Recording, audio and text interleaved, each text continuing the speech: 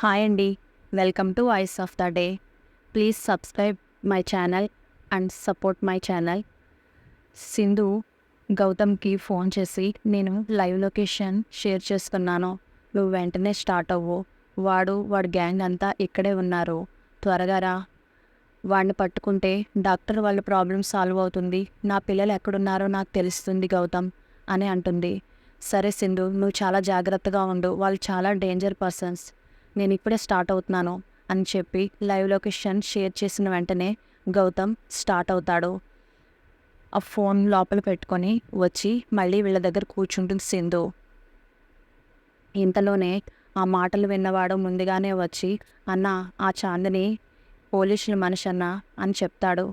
ఏంట్రా నువ్వు అనేది అని అంటాడు. అవునన్నా, నేను నా కళ్ళతో చూశాను, పోలీసులకి మనం ఇక్కడ ఉన్నామని ఇక్కడికి రమ్మని చెప్తుందన్నా అని చెప్తాడు. అవునా, సరే నేను చూసుకుంటాను, నువ్వు సైలెంట్గా ఉండు అంటాడు. చాందిని వచ్చి అక్కడ కూర్చున్న తర్వాత, చాందినికి కూడా ఒక పెగ్గేయండిరా అని అంటాడు.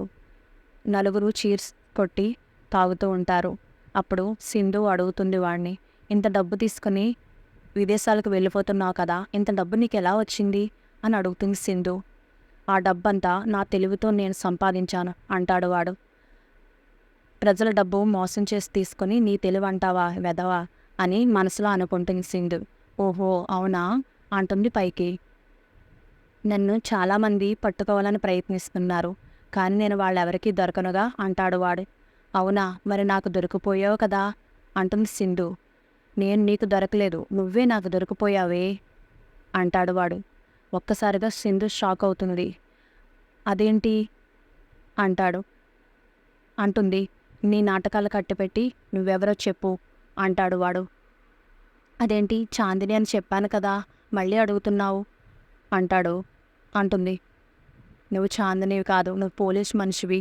మా వాడు నువ్వు వాష్రూమ్ కని వెళ్ళి పోలీసులతో మాట్లాడడం విన్నాడు, నాకు చెప్పాడు అని అంటాడు వాడు.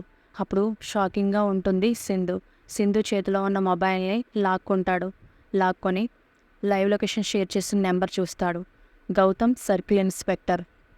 ఓహో, ఇప్పటి వరకు ఎన్ని గెటప్లు మారినా నన్నెవరూ పట్టుకోలేకపోయారే.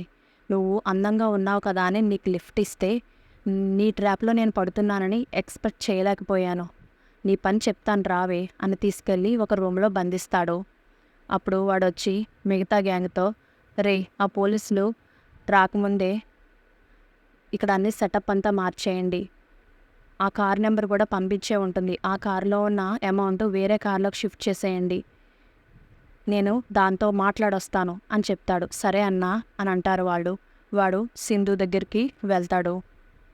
వీళ్ళు, రే, పోలీసులు వచ్చేటప్పటికి చాలా సమయం పడుతుంది, ఇంతలో మనం తాగేద్దాం అని చెప్పి వాళ్ళు తాగుతూ ఉంటారు. వీళ్ళ లొకేషన్ షేర్ చేసిన ప్లేస్కి గౌతమ్ వాళ్ళు పోలీసుని తీసుకొని వస్తూ ఉంటాడు. ఇంతలో యష్ కారులో డాక్టర్ని ఎక్కించుకొని వస్తూ ఉంటాడు. అప్పుడు డాక్టర్ యష్ వైపు చూసి, ఏంటి యష్ నన్ను ఎక్కడికి తీసుకువెళ్తున్నాడు, కొంపతీసి వాళ్ళమ్మ దమయంతి కాని నన్ను అప్పచెప్పేస్తాడా అని భయపడుతూ ఉంటుంది. ఇంతలో యష్ ఒక చోట కారు ఆపి, దిగండమ్మా అంటాడు. దిగుతుంది. బాబు, దయచేసి నన్ను విడిచిపెట్టే, మీ అమ్మకి నన్ను అప్పచెప్పొద్దు, మీ అమ్మ చాలా డేంజర్, నన్ను చంపేస్తుంది అంటుంది. డాక్టర్, లేదమ్మా, మా అమ్మకి అప్పచెప్పాను నేను మిమ్మల్ని అంటాడు యష్. మరి ఏం చేస్తావు బాబు అని అడుగుతుంది డాక్టర్. మిమ్మల్ని ఆ ఫైనాన్స్ బాధితుల దగ్గరికి తీసుకెళ్తానమ్మా అంటాడు. దానికి డాక్టర్ భయపడిపోయి, బాబు, వాళ్ళు చాలా కోపంగా ఉన్నారు, మమ్మల్ని చంపేస్తారు, నన్ను వాళ్ళకి అప్పచెప్పేస్తావా అని అంటుంది.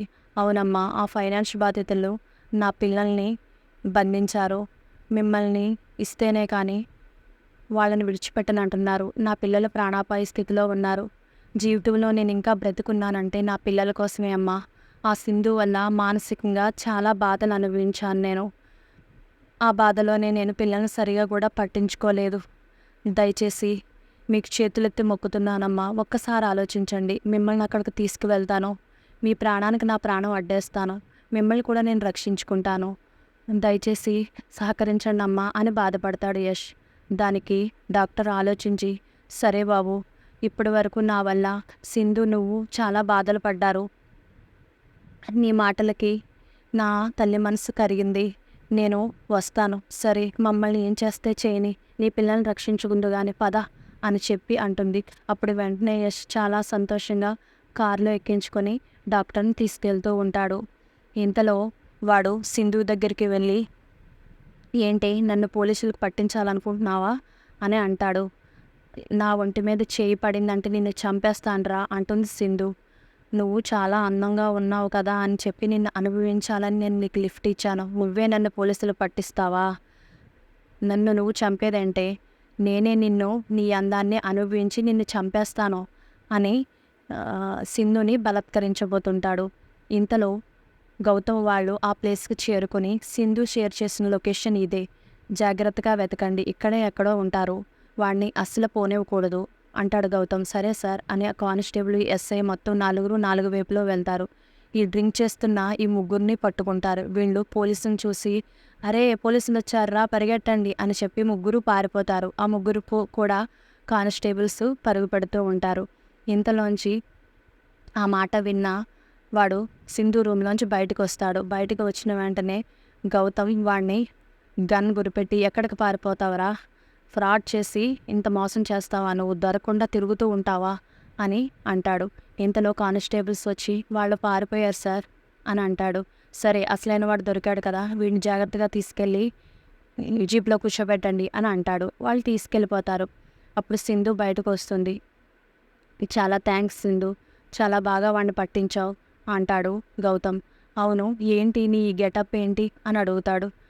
దానికి సింధు, ఇదంతా చాలా పెద్ద కథలే, వాడు దొంగిలించిన డబ్బు కూడా వాడి కారులోనే ఉంది గౌతమ్ అని చెప్తుంది. సరే ఆ మనీ అంతా నేను రికవర్ చేస్తానులే అని అంటుంది. సరే ఒక్క నిమిషం ఆగు, నేను డ్రెస్ చేంజ్ చేసుకొని వస్తాను అని అంటుంది సింధు. మీడియా వాళ్ళకి ఎవరు చెప్పారో అని అడుగుతుంది సింధు గౌతమ్ని. నేనే మీడియా వాళ్ళకి చెప్పాను, మీడియా వాళ్ళు వచ్చారు అని అంటాడు. అప్పుడు అక్కడ ప్రెస్ మీట్ ఏర్పాటు చేస్తాడు గౌతమ్. సింధు డ్రెస్ చేంజ్ చేసుకొని వస్తుంది. అప్పుడు మీడియా వాళ్ళు క్వశ్చన్స్ అడుగుతూ ఉంటారు. సార్ డాక్టర్ వాళ్ళు నిర్దోషులా, అయితే డాక్టర్ వాళ్ళని మోసం చేసింది ఇతనేనా అని అడుగుతారు. అవును ఇతనే, వాళ్ళ పార్ట్నర్, ఆ డబ్బంతా కొట్టేసి మారువేషంలో తిరుగుతూ ఉన్నాడు అని అంటాడు గౌతమ్. అందానికి సింధు, అవును విదేశాలు పారిపోవడానికి ప్లాన్ చేసుకుంటూ ఉన్నాడు, వీడే వాడు అని చెప్తుంది సింధు. సార్ మీరు ఎలాగా ఇతన్ని కనిపెట్టారు అని అడుగుతారు. ఈ సింధు వల్లే మేము కనిపెట్టాం, సింధు క్లూ ఇవ్వడం వల్లే మేము ఇక్కడికి వచ్చి వీడిని పట్టుకోగలిగాం, డబ్బంతా రికవర్ చేసాం. ఫైనాన్స్ బాధితులకు కూడా ఈ మీడియా ద్వారా చెప్పదలుచుకున్నది ఒకటే, మీరేం కంగారు పడకండి, మీ డబ్బు ఎక్కడికి పోలేదు, కోర్ట్ ఆర్డర్స్ ద్వారా మీ డబ్బుని మీకు చేరవేస్తాము అని చెప్తాడు.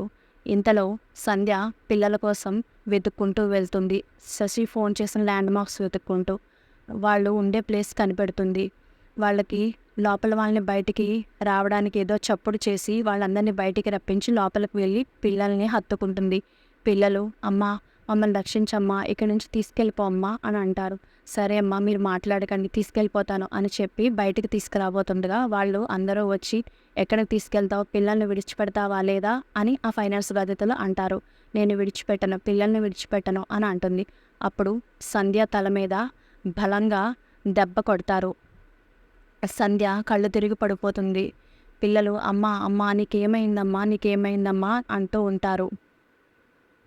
ఇంతలో ఫైనాన్స్ బాధితుల్లో ఒకడు సింధు కోసం వెయిట్ చేస్తున్నాడు కదా, వాడు ఫోన్ చేస్తాడు. సింధు ఇంకా రాలేదేంటి, ఇంకా ఎంతసేపు వెయిట్ చేయాలి నీకోసం అంటాడు.